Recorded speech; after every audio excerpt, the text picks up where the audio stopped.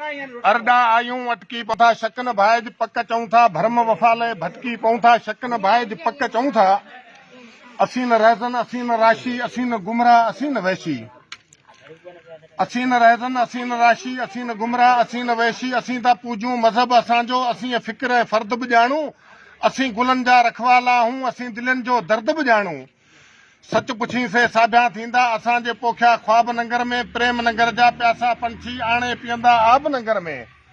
मञूं था छातियूं छिनियूं बि हूंदियूं ॾुआ गणियूं बि सुहागणियूं बि मञूं था रातियूं रुनियूं बि हूंदियूं ॾुआ गणियूं बि सुहागणियूं बि असां ते रोकियो अवां ते टोकियो असीं था सोचूं अवीं बि सोचियो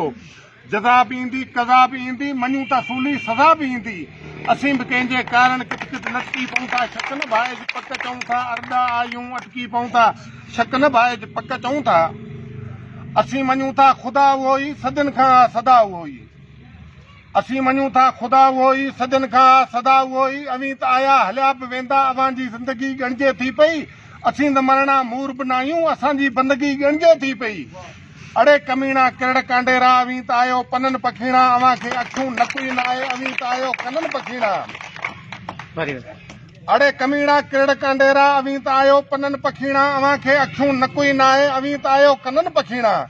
अवीं ॿुधो छा अवीं ॾिसो छा अवां खे ख़ुशबू अचे ई नथी अवीं त गटर जे गडरुनि जहिड़ा अवां खे बदबू अचे ई नथी अवां खे लानत अञा जियो पिया इन्हनि अफ़ालनि खाओ पियो पिया बुतनि खे पूजो कुतनि खे पूजो अवीं त झरलू जुतनि खे पूजो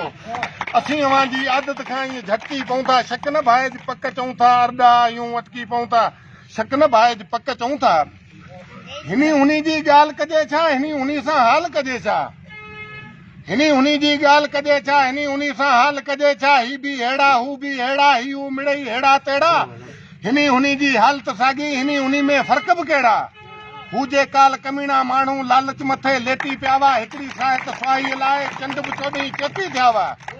केरु ॿधाए कंहिंखे झलजे कंहिंजे मुंहं ते दांगी मलजे हिनी हुनी मां कंहिंखे पलजे कंहिंजे मुंहं ते दांगी मलजे